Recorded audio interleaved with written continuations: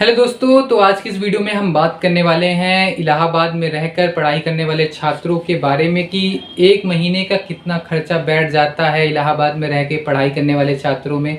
जो बच्चे स्टूडेंट्स बाहर से आते हैं और इलाहाबाद विश्वविद्यालय में प्रवेश लेते हैं और यहाँ पे रूम लेकर रहते हैं, तो कितना मंथली खर्चा बैठ जाता है, किन किन चीज़ों में खर्चा लगता है, कितना लगता है, उन सब बातों पर आज चर्चा करने वाले हैं। सबसे पहले तो हम बात कर लेते हैं रूम रेंट से।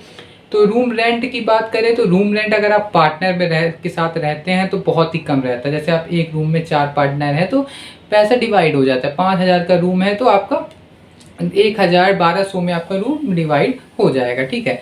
और अगर आप 2 लोग हैं और किराया 3,000-4,000 है तो ऐसे 2,000 में, यानी कि अप्रॉक्सीमेट मान के चलिए जो रूम रेंट रहता है वो 2,000 के अंदर आप मान सकते हैं अगर पार्टनर के साथ रह रहे हैं, ठीक है। और बाकी प्लेसेस के हिसाब से रूम रेंट अलग अलग होता है। जैसे आप यूनिवर्सिटी के पास लेना चाहते हैं कटरा वटरा में तो वहाँ रूम थोड़ा महंगा मिलता है।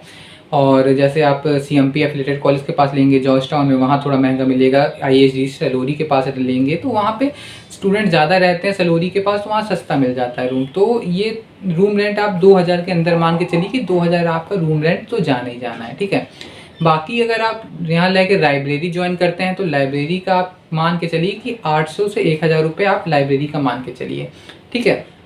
3,000 आपका ऐसे हो गया लाइब्रेरी मिला के। तो और बात कर लेते हैं खाने पीने की और अदर एक्सपेंसेस की। तो खाने पीने का मिलाकर और आपकी बुक्स का मिला के जो खर्चा बैठेगा 2 से 3,000 वो बैठेगा, ठीक है। तो अप्रॉक्सीमेट जो आपका खर्चा आएगा वो 6,000 के आसपास आपका खर्चा बैठ सकता है अगर आप मैनेज करके चलते हैं खाने पीने में। अगर खाने पीने में मैनेज नहीं है तो आपका खर्चा 10,000 भी जा सकता है, ठीक है।